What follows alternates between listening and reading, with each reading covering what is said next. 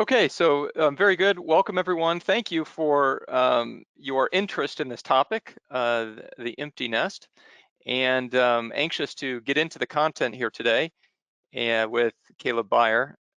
Kaleb is our marriage and family specialist. So, Kaleb, I would guess this impacts couples that you interact with almost on a daily basis. Is that a true statement?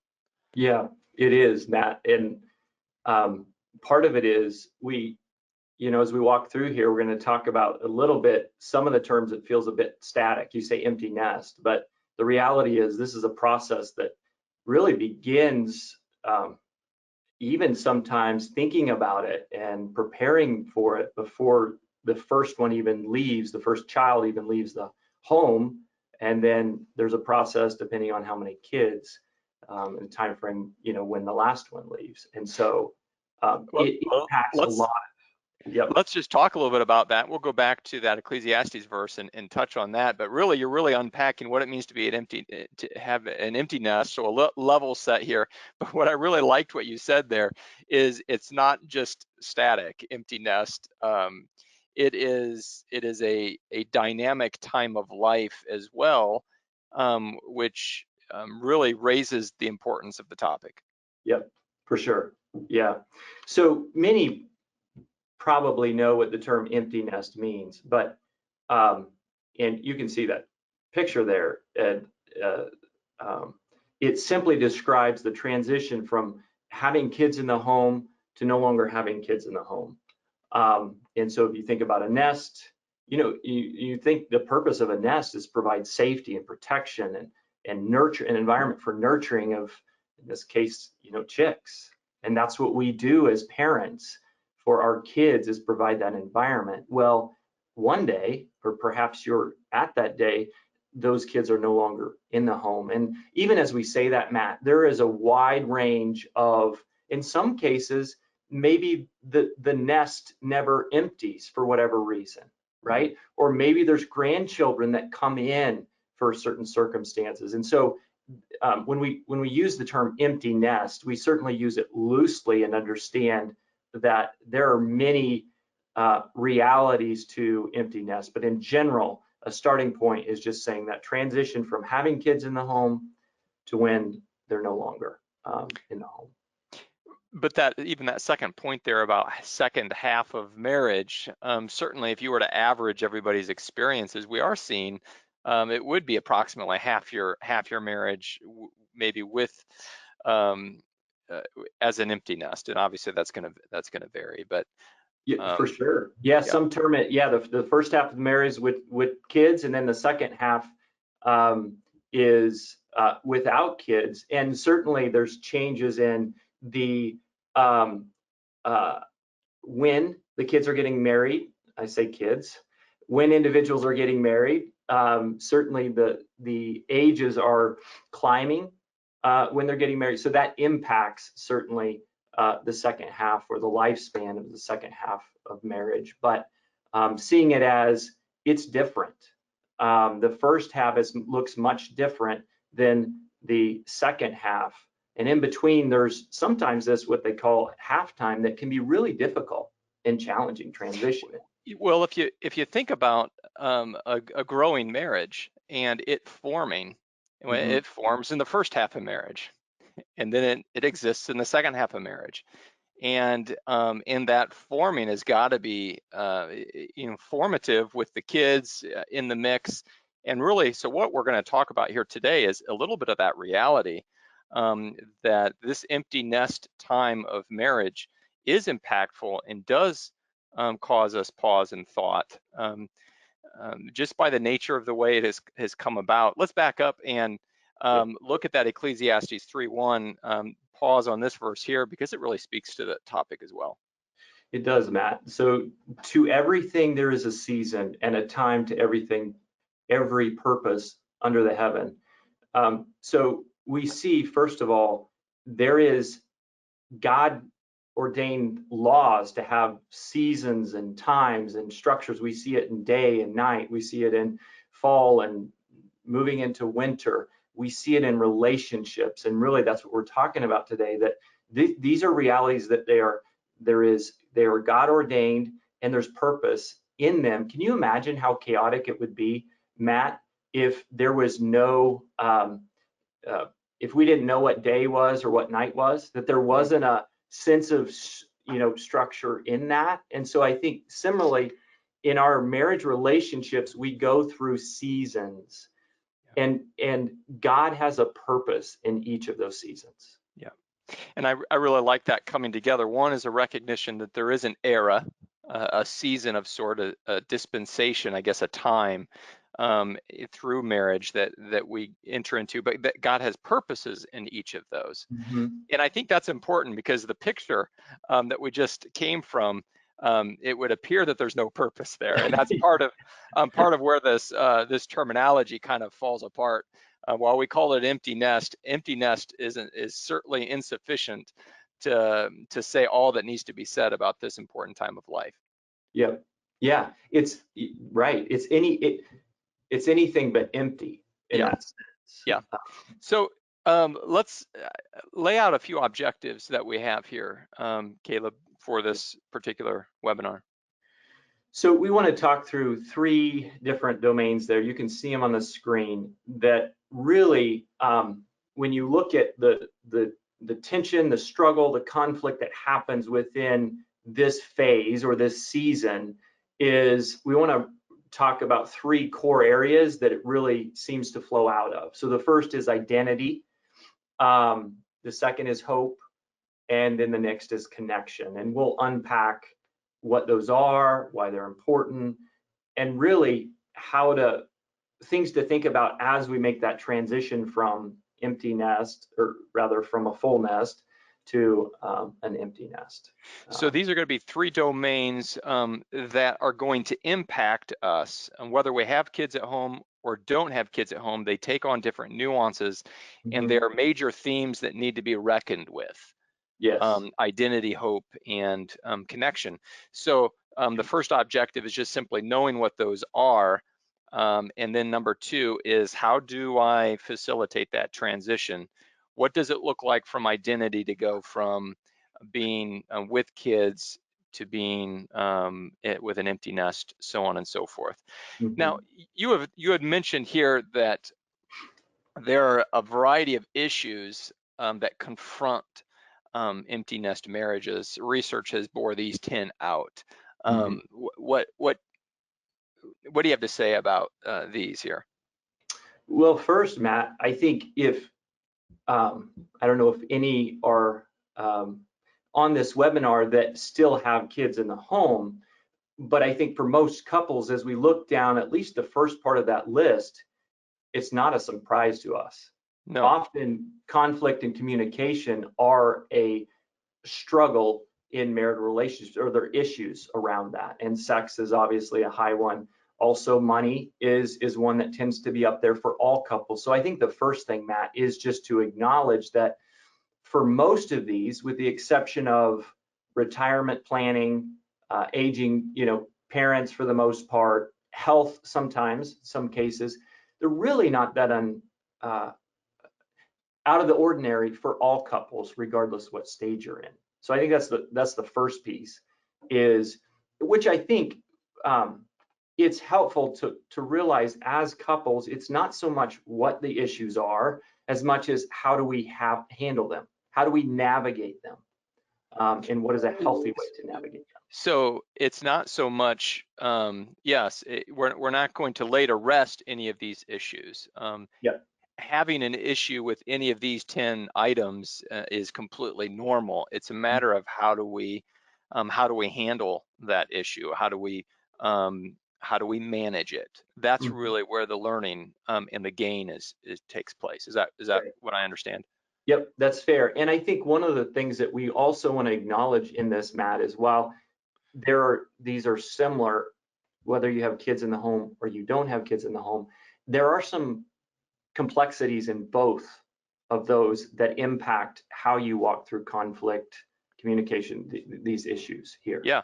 Well, I mean, I can completely see that. I mean, let me broad brush one, right, Yeah. with money. This is going to be a complete broad brush. It doesn't apply everywhere, but money being scarce, maybe early, and money being abundant in the second part, right?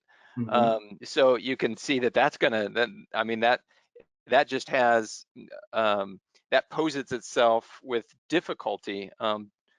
Same source, it just Yeah. looks different. Yep. Yep. For sure. So we're also saying, remember, we have three domains that we're going to touch on today: identity, hopes, and connection. And all 10 of these also play on all three of those. So as we learn about these three domains, see them in our marriages, they will also be helpful because they address one or more of, of these 10 items. Hmm.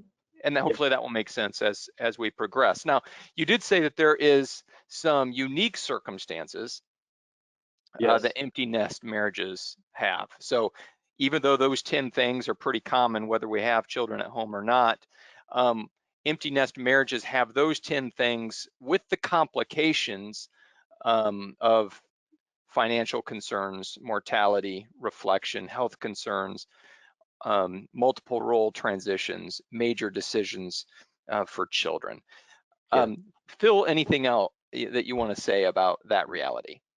Well, oftentimes, Matt, um, the empty nest kind of coincides with, you've probably heard the term midlife crisis.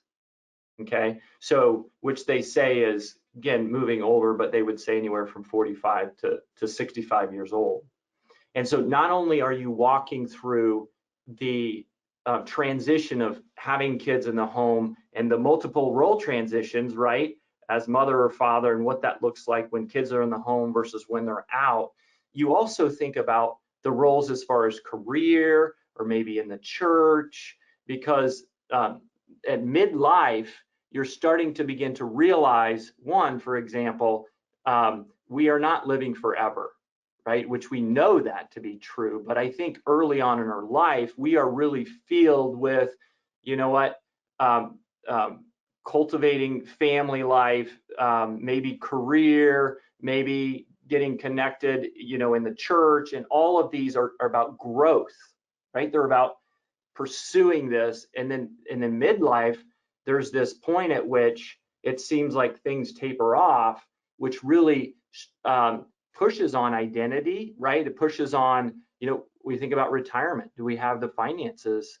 Have some things come in here? We think about health concerns, menopause, right? Or other issues that can impact our bodies, our minds. And so there's significant, I think it's just healthy to acknowledge when we talk about empty nest, there are other factors going on that impact and can make it more challenging and difficult than just empty nest.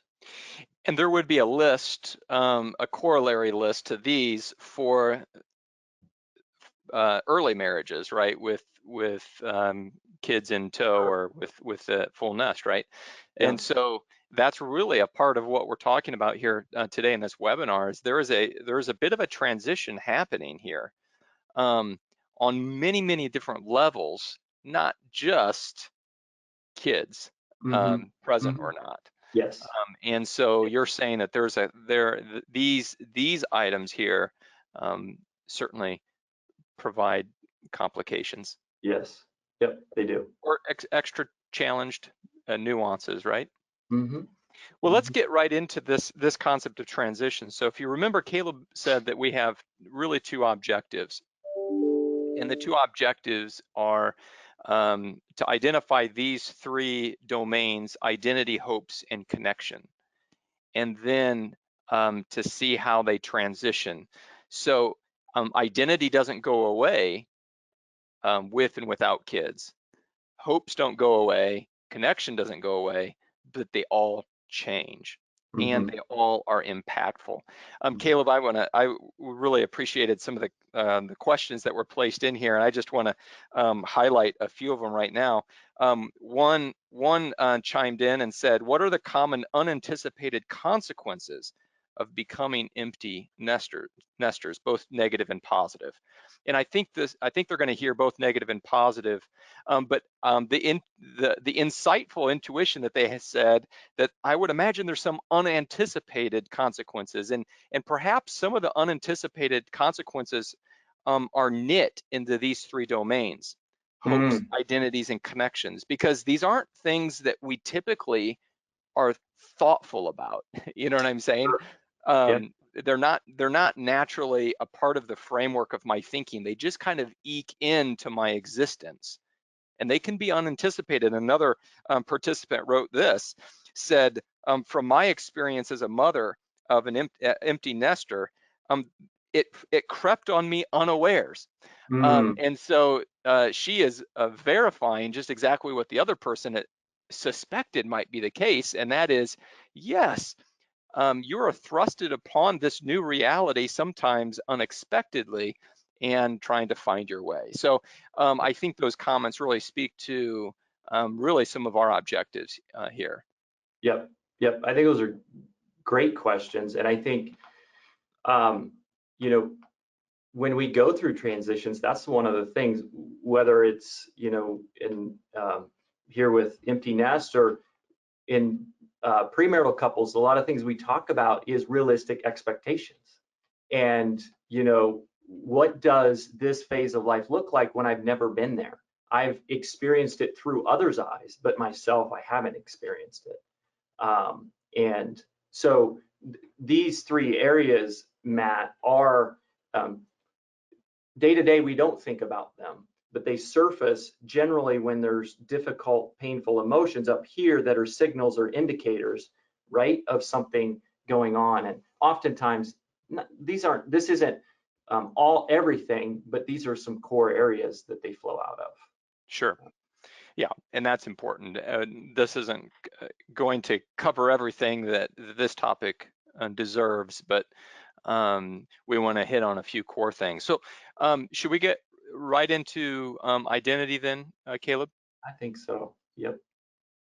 I'm gonna kind of, maybe preface this one or maybe introduce this one with this particular question, which I thought was really insightful. And I think I have heard this from other people too. So this is, I think, speaks for many, who says, I feel lazy, guilty, slightly depressed about my new spare time. It makes my mind go to self-worth. What Mm, are some of your thoughts and ideas on this? I feel a little discontented in my role. This mhm. concept of role, I think, has something to do with identity. Does it not, Caleb? Yeah. Yes. Would you Yeah. So would you flush out what we mean by identity and why that's important? Yeah. So identity is really about answering the question who I am and who I am not. And so it encompasses a number of different things. It can encompass our values. It can encompass, as you mentioned there, our roles. It can encompass our likes or dislikes, where we live. All of these are factors that make up who is Matt, who is Caleb, and who am I not, right? They're identifying pieces. And so that's what identity is. Why it's important is it really guides our decisions. It also influences how we see meaning and purpose in life. Certainly at the fundamental core, our identity is in Christ, right? We are His. We would also say, as we walk through life, these other responsibilities we have impact how we see ourselves. Um, and so, um, so for that reason, when we think about meaning and purpose, that is something that we care deeply about. It is important to us.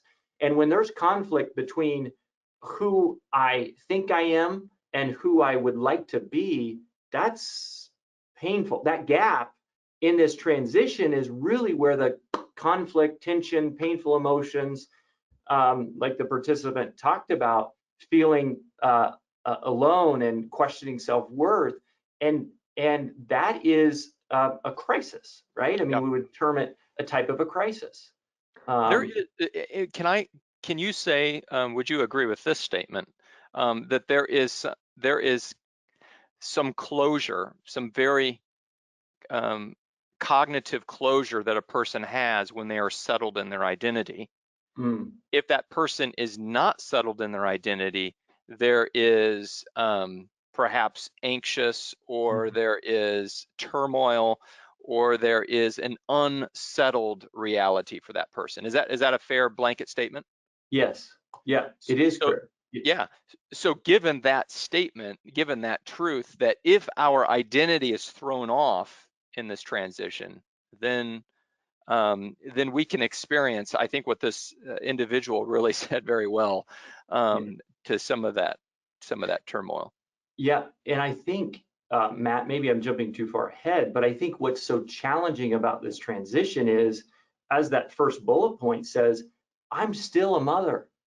Yeah, Like, at this piece that I'm still at a place that there are certain kind of aspects of who I am, but it shifts as far as the responsibilities and the roles that that place has. And so I think what's difficult is that in some aspects, being a mother or father, you're always going to be a mother and father, right?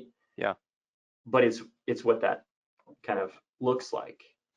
So Um, that mother role needs to change and grow. And certainly it's going to look differently in the empty nest stage. mhm. Take another one of these bullets and kind of bring us from one side to the other.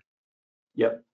So if you look at the next bullet point, I am a provider for needs. So when we think, when we have children in the home, whether it's young children, teenagers, there is a sense of provision, whether it be financially, physically, spiritually, and it's very evident that that is true because we see them every day. We're impacted by it, and so we feel it.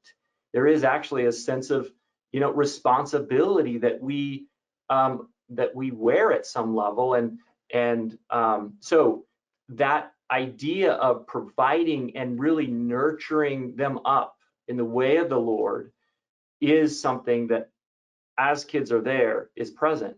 When we shift to having empty nest, now I'm a provider, but it looks different.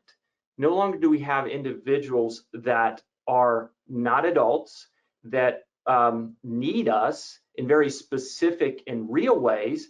In fact, um, at some points, it feels like they don't need us at all Mm. because they are adults pursuing, right? Whether it be their family, not that they're rejecting us, but it can certainly feel like that. And so the transition moves from very needs based to now in the empty nest, what does it look like for me to bless my kids or my grandkids? That there aren't overt needs per se. There's certainly some needs, but the level of needs dramatically drops when you look at shifting into empty nest. Yeah, and I really like even that small nuance of going from a need to a blessing. I think is something that we can taste. Um, and so can we safely say, I think this concept of need really does drive us towards identity. So I'm looking at your last bullet there. I am needed for fill in the blank. If we can fill in the blank there on our need, that's going to circle very closely to an identity type of issue. Um, Mm-hmm. and and so is part of the exercise then in the empty nest to still fill in the blank, but just being aware that service might look a little different. Yeah, right. Absolutely. There are still needs. Even, I look at that as a parent and my parents and the need that they feel both in my life, which looks much different, but also my kids, which I can't, there's a certain need there that they bless them, they affirm them, they see something in them that speaks, I think, on a just as a broad level as me as a parent, Yeah. right? And so Yes. there is definitely a need. But here's the thing, I think, Matt, that it's difficult is you are in the empty nest, there's that loss of identity of active need. I mean, they're coming to you, right? Can I do this? Can we go here? It's silent. Yeah. Like, and so, like you're saying, um, sitting down and kind of walking through that exercise of certainly there are needs, but it looks different. Well, let's move to that. What does that transition look like? So, coach, the transition of identity. I think we have a pretty good understanding of what it looks like, and why it's important. So, as we look at transitioning the identity part of this, what should we be thinking about? Mm-hmm. Um, so So I see here on your slide, we're looking both to the past and to the future. I like those two buckets. So help us with this transition. yeah, so I think the first piece, Matt, is just to acknowledge and expect painful, difficult emotions. We don't want or like that, but again, we're talking about identity, which is the core of who I am and how I see myself. And so at some level, when you think about a crisis there is some emotions that flow out of that are difficult and they're painful. So I think first, when we look to the past, and by the way, the more value we place on a certain role of identity, the more difficult it is to transition. So if you think about it, outside of our marriage relationship, certainly God first, our marriage is our kids. That's Yeah. important. We value that. And so the more we value it, the more challenging the shift. And so first is to provide closure in some ways. And what we mean by that is really a shift from this is who I was as I'm transitioning to who I am now in the empty nest. And so some And there things that can, yeah, go and ahead. there are some moments in life where I think those I would imagine we do this in stages in a number of different moments in our kids' life. Um, certainly the graduation is even a time set up for that, a type of send off or transfer of responsibilities and roles. I think of a wedding certainly is an event that serves itself well, and um, Mm-hmm. I even think of a baptism Mm-hmm. an important moment where responsibility is being shifted and taken, and so certainly seizing on these moments, but I would imagine more expansive um, in other ways as well. Yeah. Um, so I think seizing on those moments and um, being intentional about even, with the send off of letter communicating that shift very overtly, whether it's, to the kids as they're leaving, that they are now adults. And I want to communicate, send them, walk through a letter, or actually you do have a celebration, but a particular, like they are an adult now. And so I want to convey, what I see in them and how I want to bless them and releasing them, right? Would you, so give us some stems, some things to say. So what could it possibly be? Listen, son, you were an adult. I would have addressed this differently, 4 years ago, but now and onward, you know, it, this is the arrangement. When you say overtly, that's what I hear. Yeah, absolutely. I think that's a great sentence, Tim. You are overtly calling out the change in identity that you see in them. And by doing so, you're also starting to process through the change of your role and identity in their life. Um, and so by communicating, I see you as an adult, I'm releasing you to the world, and obviously with believers, with the Holy Spirit. And blessing scripture are wonderful ways to kind of call out what you see in them and how you see God working in them, and the confidence that you have in them based on what you've experienced while they're under your roof. And so you really are affirming them as well, Matt, at the gifts and the talents that you feel like God has really manifested in their And life. and I heard you kind of insert a few times there this concept of written. So this could powerfully be done in written form.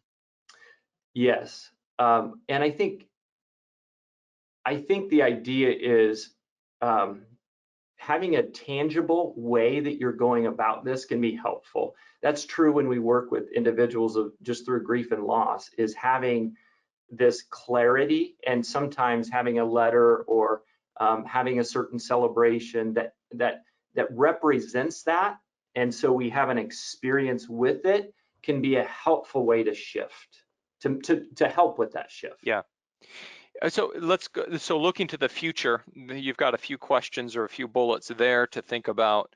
Mhm. So looking to the past, we're talking about closure, um, but we're also opening up something here as well with our Yeah. transition shift. Yes.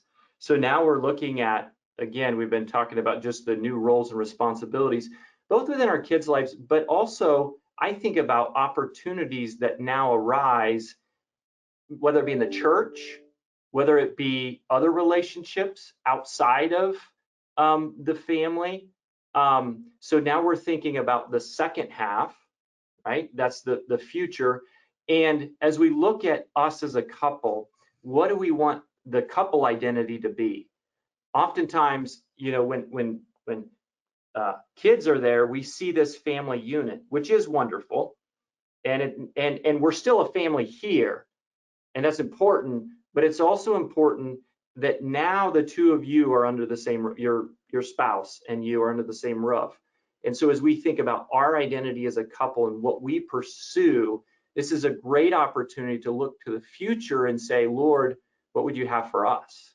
Mm. And in what direction, and what is it that we want to pursue and fill and mentor, or all of these different kind of opportunities. I really like that, it's really going to call husbands and wives to really come together, and I think in a really powerful way to build that identity. Let's move on to the next one, which is hopes. Okay, go ahead and tell us, Kaleb, a little bit about what is it that we mean by this domain of hopes, and we've got written up there expectations, hopes, dreams.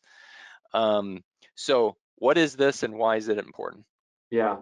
So hopes, that is something that we are longing for. We are looking forward to. In Romans, it talks about, Matt, that we are saved by hope, but hope seen is not hope. So it's something that's out here. We can't see it, but we're longing for it, right? It's an expectation we have. And so hopes are motivations, if you think about it, right? They motivate us to pursue something. When hopes are unmet or they're unrealistic, it can lead to frustration, it can lead to disappointment, it can lead to sometimes bitterness when we, are maybe pursuing a hope that isn't realistic, that isn't reality. And so therefore, unpacking and understanding, okay, what are hopes, what is realistic, and what is important for us to pursue as a couple. So looking at the bullets there on the left hand side of the screen, you're really reflecting, the exercise is reflecting, and we say, um, we all had hopes and expectations and dreams, right? Mm-hmm. Mm-hmm. For example, the first bullet, my kids are going to be fill in the blank. We all had that hope. Um, I think every parent at their kid's first piano recital think maybe they're going to be a pianist, right? Maybe this is Right. going to, right? And then after a while we realize that's not going to be the case. But anyway, so parents we understand how to get our hopes up. We Yeah. get that. Yep. But that's not all bad, and we have to reckon with that. Um, I want my family to be this. I, as a father, I will be, and we fill in the blank with whatever. But these bullets there at the bottom, experience, achievements, and relationships are all ways to process all of those bullets above, right? Yeah. Yeah. Yep. So the experience my kids are going to have, the achievements they're going to have, the relationships they're going to have. Hmm. Is that Yeah. is that right? Yeah. So it's really a time, yeah, as you have kids there, there are hopes of, vacations, or hopes that, they'll have these healthy relationships in life, or they'll achieve this. And so we are constantly in that kind of process. And at the point, it feels like, out here, whether it's the wedding, right, or the graduation, it's like that's that marker that says, wow, there's some there that hopes that I had for my child, or I had for us as a family. The reality is that didn't quite meet where I thought we would be, or I thought he or she would be. Um, And let me just say, I mean, this really hits on a lot of the questions that we got. Out of the dozen questions that we got, I would say 4 or 5 of them hit very nearly to this. Let me read one. How to stay connected to kids not serving Christ yet maybe making choices you don't agree with.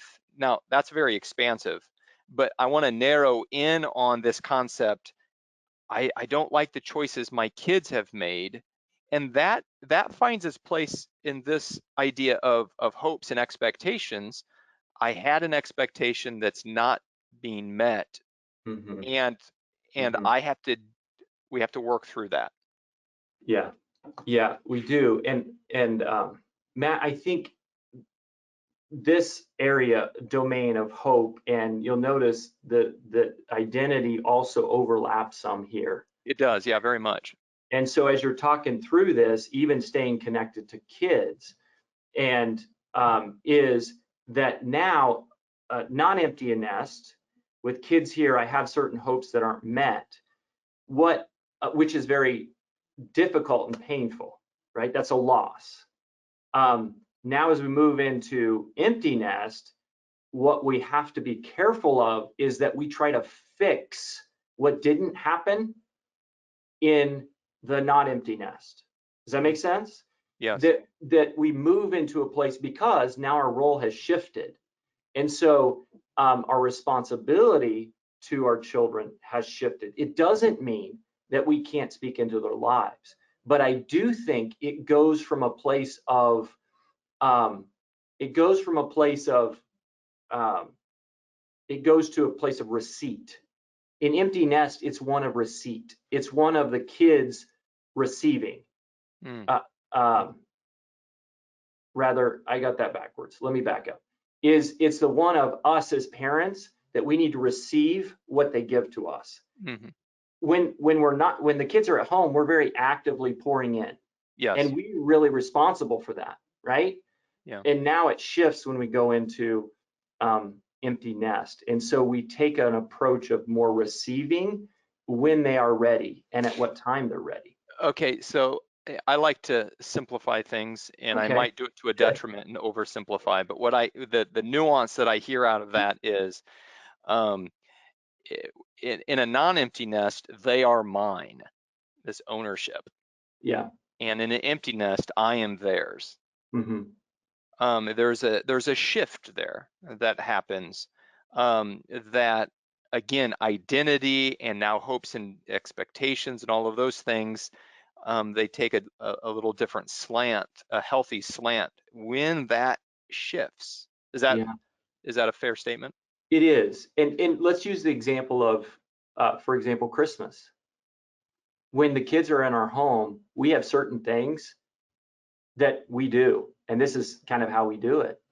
Now you go to, okay, there's in-laws, there's now all of a sudden that shifts to more of a receiving when they can come, right? Yeah, Does that make sense? yeah, It yeah, doesn't mean we can't do things that in our home when they're there, yeah. but there is a difference in ownership Hmm. and when those things happen. And I would, and we're going to get to how to make this transition, but I would imagine flexibility and letting loose, letting go, some of that is going to color it. Is that true? Yeah. Yes, that's true. I think this is a hard, I think just acknowledge this is hard. Okay, Yeah, Matt, this is painful. And, um, but it also can be beautiful because at the same time, we are releasing responsibility, which on one hand can be freeing. It also is terrifying because we're saying now some of the unmet hopes that we had, I don't know if they're going to be met. yeah, That's the thing. I don't know.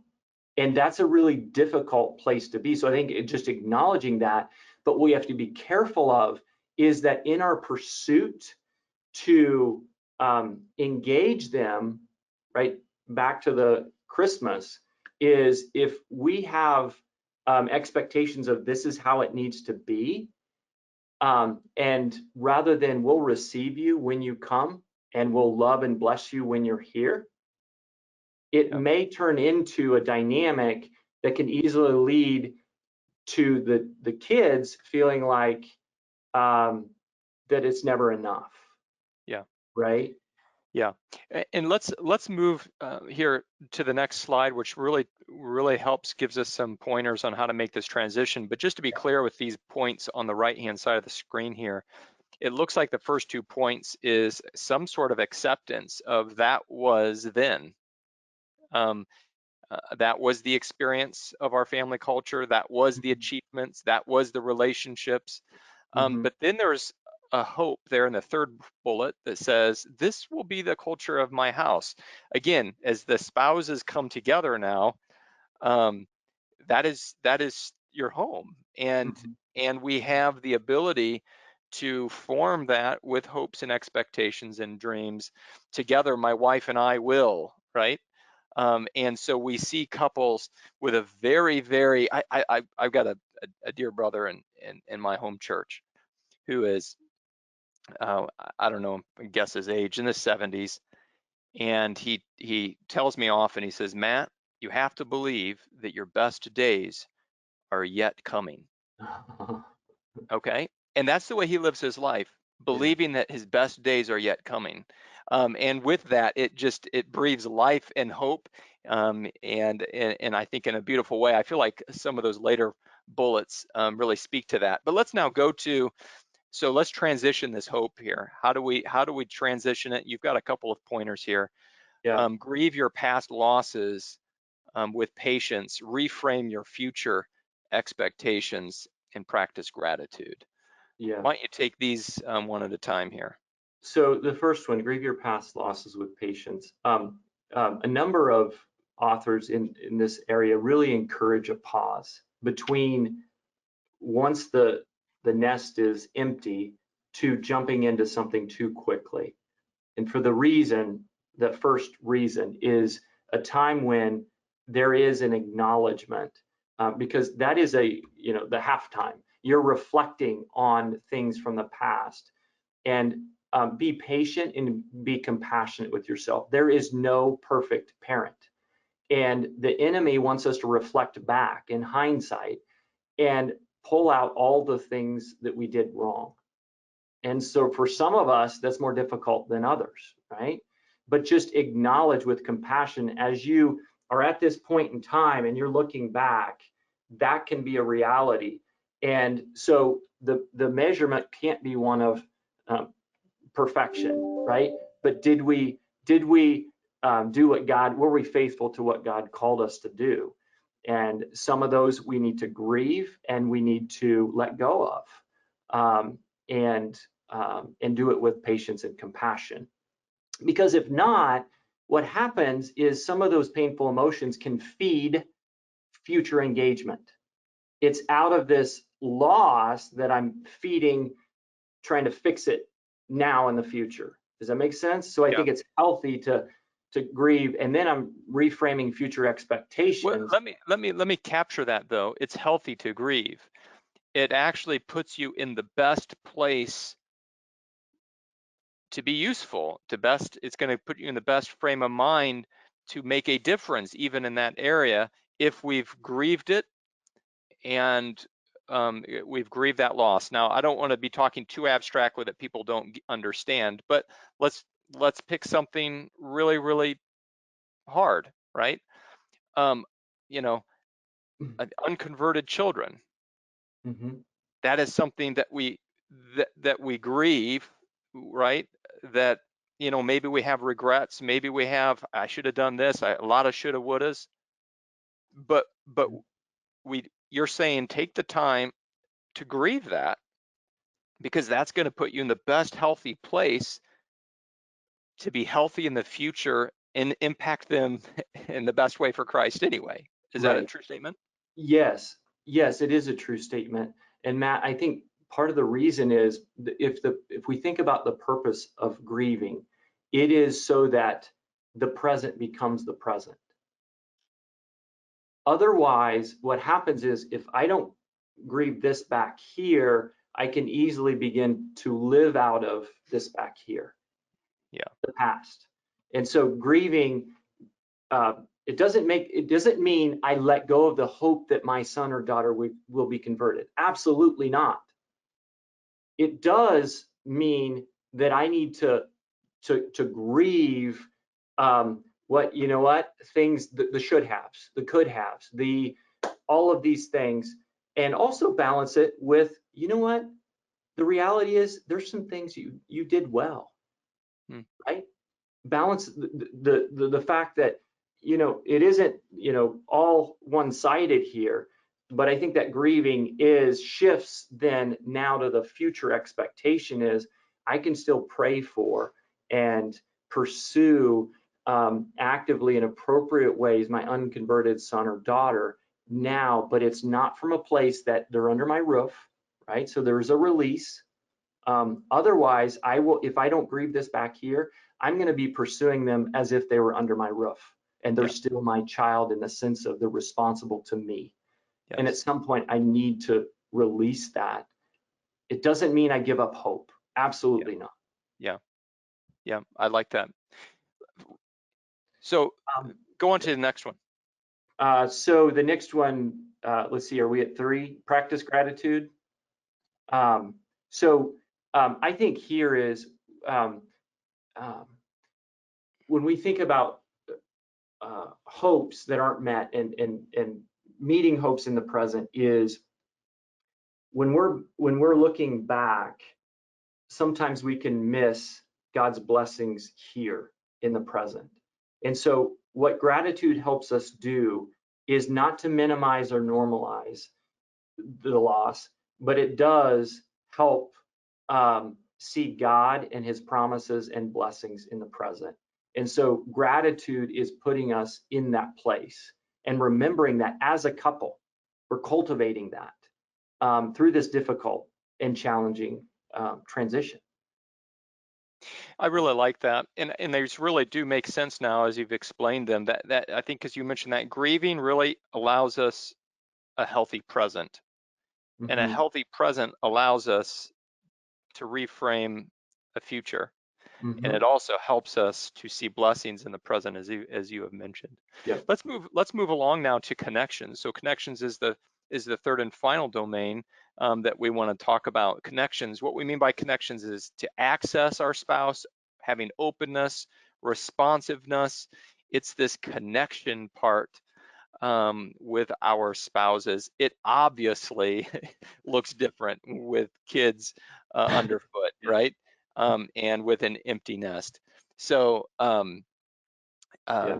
yeah, Yeah. So connection, when we think about connection, it is just that. Those three were access, openness, and responsiveness. It is that piece of how engaged and accessible and responsive is my spouse to me, to my presence. And so when we think about that, why it's important is it's deeply painful when there's disconnection, when there's not engagement, or I can't feel like I can access them emotionally, right? That they see me, that part of intimacy, as we know, is into me see, that I feel like they are seeing in me and knowing me deeply and loving me. And so when that isn't there, it's painful for us as individuals because we are relational beings. And so, as you said, Matt, when kids are there, our lives are just connected through the kids, right? Whether it's activities, whether it's appointments, whether it's school things, whether it's their spiritual life, it is on our mind and our schedules, and so it's constantly there. That isn't necessarily a bad thing, but in a stage, what can happen, the second point there, sacrifice spousal connection for kids, is the lack of connection may have gone unnoticed. So with kids, there's distractions that happen, right? That can take us away, even sometimes from walking through conflict. And I tell you, as a conflict avoidant individual, I'll take the opportunity for, a kid comes up in the middle of a conversation to walk away and avoid conflict. So sometimes that goes undressed. And so in this stage, we need to be active about pursuing a couple identity outside of our family.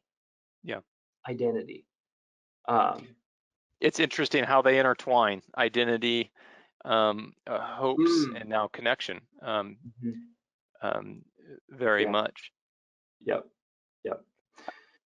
So, and so yeah. address maybe the right-hand side of this too. Then there are some advantages, right, that can be seized upon when it comes to this connection. Yes. It goes from a place of more reactivity, I would say, in the left column, to proactivity in the right column. Okay? Which requires us to be proactive then. Yes, correct. Yeah. Which is, I think, an important, connection is going to be thrust upon us for survival in the left column. In the right column, connection will only happen with proactivity, and it will not happen if we are not. Yeah. Yes, we have to be proactive in the empty nest to pursue shared interests, shared activities, shared challenges. We are and that is what kind of creates connection. If you think about it, which is why it's so important, Matt, I think for us as we make that transition, that we are investing in a relationship here, because it can be a difficult thing. I'm sure when we transition to not having kids, you've probably heard, you look across the room and who is that, individual that I am living with. And so that can be difficult. And so in the midst of that, processing through loss, right? And so in emptiness, what's important is that we pursue things together as a couple, that we're building this we connection around activities, pursuits, spending time, but also acknowledging that, a conflict in the non-empty nest, we may talk about it over a period of time, and in the quietness of an empty nest, it's like, wow, we really need to address this. Yeah. Right?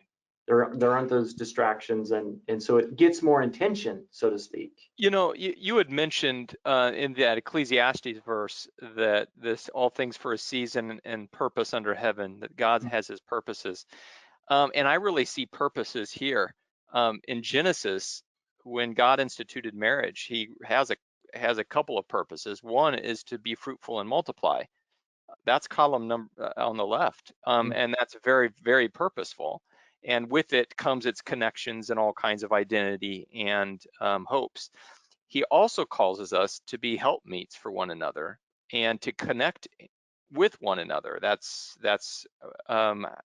the very genesis of it all, which is really done in the second column here, right? And so it's almost a rediscovery of purpose in a way.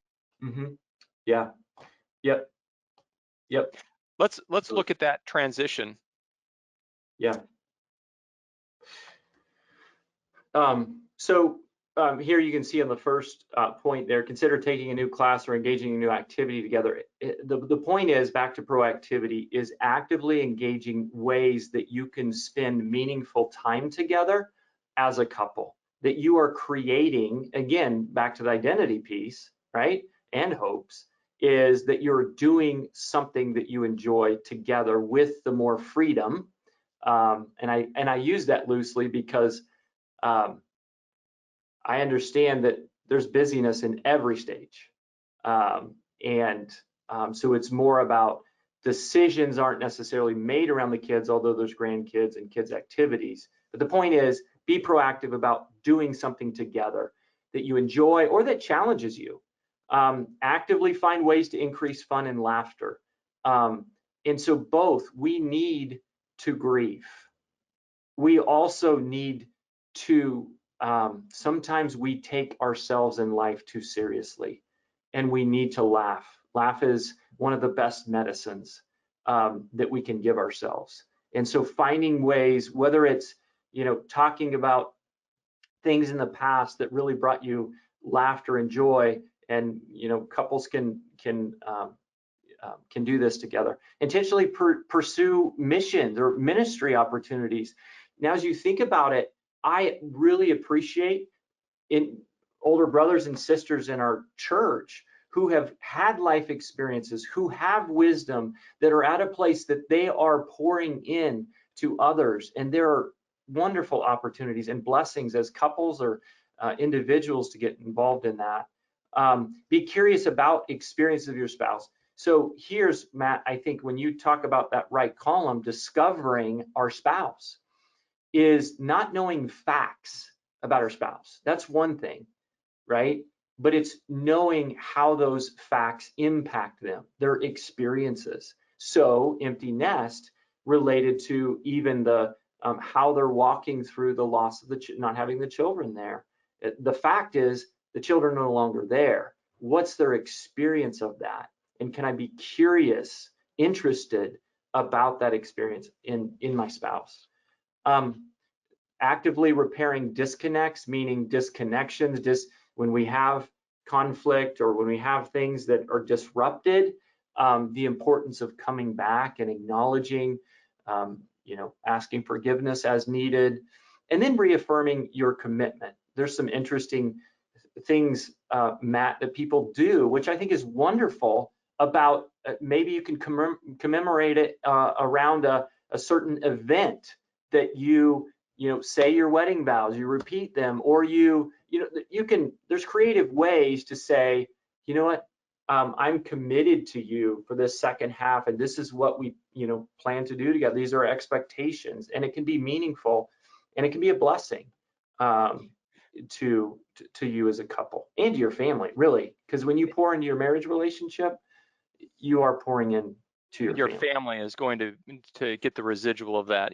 I think this is really excellent, and we're at just nearly at the top of the hour here, and I wanted to call out some of the blessings that are in store for the empty nest in each of these, right? Each of these domains that are so pertinent to us, whether you are still in the kid stage or out.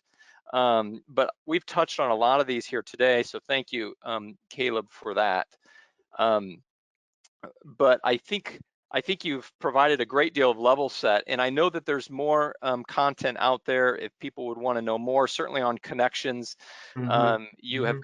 got a lot of activities, and you work with couples on making those connections. Mm-hmm. So I want to acknowledge that here. Kaleb, thanks for sharing on this topic. This presentation will be uploaded to our website, and so you can peruse it there and review it there with the slide deck if you like. So thanks, each one. Thanks, Kaleb. Thank you. Good to be with you.